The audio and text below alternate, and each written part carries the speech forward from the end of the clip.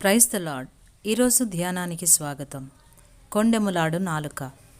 సామెతలు 18వ అధ్యాయం 8వ వచనం. కొండెగాని మాటలు రుచిగల భోజ్యములు, అవి లోకడుపులోనికి దిగిపోవును.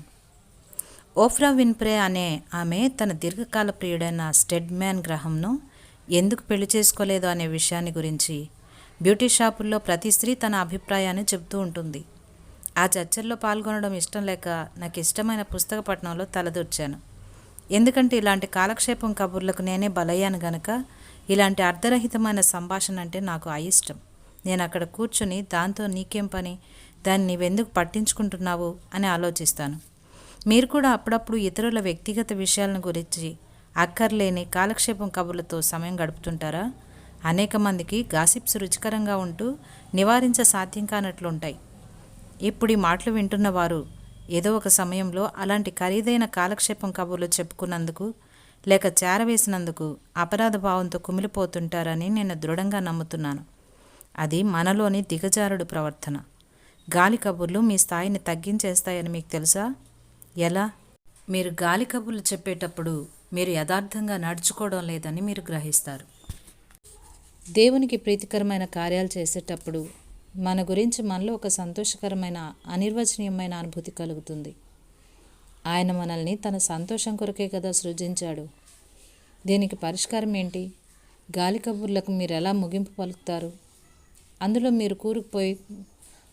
మీరు కూరుకుపోకముందే స్పృహ తెచ్చుకోండి. అలాంటి వార్తలకి మీరెందుకు సాధనంగా మారుతున్నారో మిమ్మల్ని మీరే ప్రశ్నించుకోండి. ఇతరులతో స్నేహబంధాలను కొనసాగించడానికి ఇదొక్కటే మార్గమా? అందరి దృష్టి మీ మీదే ఉండాలనుకుంటున్నారా? మరొకరి గురించిన చెడు సంగతి ఇతరులకు కాక మీకు మాత్రమే తెలుసుండటం గొప్ప సంగతిగా భావిస్తున్నారా? మీ క్రింది స్థాయిలో ఉన్నవారు సాధించిన విజయాల పట్ల అసూయతో రగిలిపోతున్నారా? దేవుని ఆలయాన్ని గాలి వార్తలతో నింపే చెత్తబుట్టగా మీరెందుకు మార్చుకుంటున్నారు? మీరు విన్న గాలి కబుర్తో మీరేం చేయాలనుకుంటున్నారు? మీ జీవితం విసుగనిపించి మరిన్ని అర్థవంతమైన కార్యకలాపాలు చేపట్టాలనుకుంటున్నారా? జీవితంలో తమ స్వంత లక్ష్యాలని ఆశలు నెరవేర్చుకోవాలనుకునేవారు ఇతరుల వ్యవహారాలను గురించి చర్చించడానికి తమ సమయం వ్యర్థం చేసుకోరని నా అభిప్రాయం. మీ జీవితంలో గాలి కబుర్లకు చర్మగీతం పాడదలుచుకుంటే అందుకు మీరు ఒక మహాయజ్ఞమే చేపట్టాలి. ఎవరి గురించి మీరు చెడుగా మాట్లాడరని లేక వినరనే సంగతి అందరికీ తెలియాలి. ఉద్యోగంలోనైనా, ఇంటిలోనైనా, లేక ఆట స్థలంలోనైనా గాలి కబుర్లకు తావులేని వాతావరణమే ఉండాలని ప్రకటించండి. గాలి కబుర్లు చేరవేసేవారిని ఆశాంతం దూరంగా పెట్టండి. కొండెగాడే తిరుగులాడేవాడు పరుల గుట్టు బయట పెట్టును. కావున వదరుబోతుల జోలికి పోకుము అని సామెతల గ్రంథం 20వ అధ్యాయం 19వ వచనం మనల్ని హెచ్చరిస్తోంది.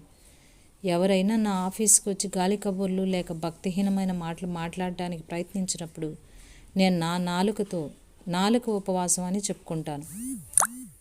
అప్పుడు అలాంటి సంభాషణలో నాకు ఎలాంటి ఆసక్తి లేదని వారు వెంటనే గ్రహిస్తారు. గాలి కబుర్లను నివారిస్తే మీ వద్దకు వచ్చేవారు తగ్గుతారు, మీ ఫోన్ కాల్స్ తగ్గుతాయి. అయినప్పటికీ మీ ప్రభావం ఎంతో కనిపిస్తుంది. మీ నాలుక నీతికి సాధనంగా ఉపయోగించబడినప్పుడు పరలోకంలో మీ ధనం అధికమవుతుంది. అప్పుడు మీరు తండ్రిపై ఆధారపడి ఇలా వినయంగా ప్రకటన చేస్తారు: యెహోవా నా ఆశ్రయదుర్గమా, నా విమోచకుడా, నా నోటి మాటలును నా హృదయ ధ్యానమును నీ దృష్టికి అంగీకారములగునుగాక అని. ప్రియ స్నేహితులారా, ఈరోజు ఈ విధంగా తీర్మానం చేద్దాం: ఇతరుల విషయాల్లో నేను జోక్యం చేసుకునేవాడిని కాను కనుక గాలి కబుర్లకు నా నాలుకను ఒక సాధనంగా ఉపయోగించను.